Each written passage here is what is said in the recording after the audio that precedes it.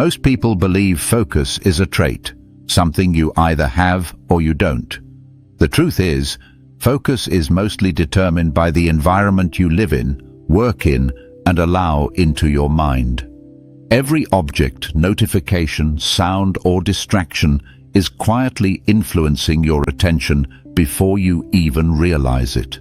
Your brain responds automatically to what is visible, accessible, and emotionally stimulating. When your surroundings are chaotic, cluttered, or fragmented, your cognitive energy is drained before you take any action. Understanding this is the first step toward building an environment that protects your focus. Begin with your physical space, your desk, your room, even the chair you sit in. All of these communicate a message to your mind. A cluttered workspace silently competes for your attention. Objects you do not need occupy mental real estate. The simple act of clearing your desk, organizing your tools, and simplifying your surroundings is not about aesthetics. It is about preserving mental bandwidth. Every item removed is a small victory in reclaiming focus. Take this further. Arrange your tools so that what you use most is easiest to reach, and what you don't need is stored away or removed entirely. Subtle, deliberate placement guides behavior without requiring willpower. Next, control your digital environment. Every app, notification, or ping is designed to fragment attention. Social media, messaging apps, and unnecessary tabs constantly pull you away from what matters. Turn off non-essential notifications. Delete apps that exist purely for entertainment during work periods. Introduce intentional friction for distractions.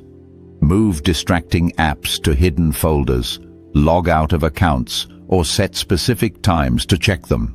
At the same time, make productive tools effortless to access.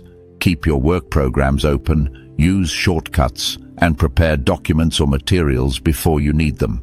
Over time, this builds a natural flow where your environment encourages focus rather than resistance. Beyond objects and apps, your mental zones matter.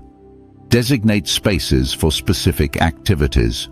One area for deep work, one for rest or reflection, one for light tasks. Your brain associates physical space with mental state. When you step into a zone, it triggers the intended mindset automatically. If you combine this with small routines, like opening a notebook at your desk or brewing coffee before starting work, you create environmental cues that guide attention effortlessly. A highly effective practice is preparing the next day in advance. Lay out tools, materials, or clothing the night before. Pre-plan your workspace. Even minor steps, like charging devices, setting up a timer, or having a notebook ready, reduce decision fatigue. Starting the day with momentum rather than choices preserves mental energy for what matters most. Small, consistent actions compound.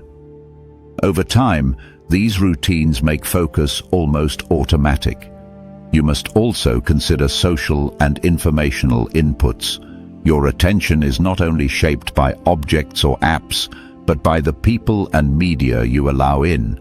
Conversations, news, social media feeds, even casual browsing, fragment clarity and drain energy. Learning to filter, limit, and control these inputs is a form of environmental design. Protecting focus is also protecting identity. It is the space in which belief, willpower, and discipline operate. Another layer is resistance management. Distractions will always arise. Do not rely solely on willpower. Instead, adjust the environment further. Make distractions inconvenient. Make productive behaviors convenient. Place books within reach. Keep exercise equipment visible. Have timers and reminders for work periods. Build defaults that guide action without needing effort. These subtle shifts drastically reduce cognitive load, making sustained attention easier.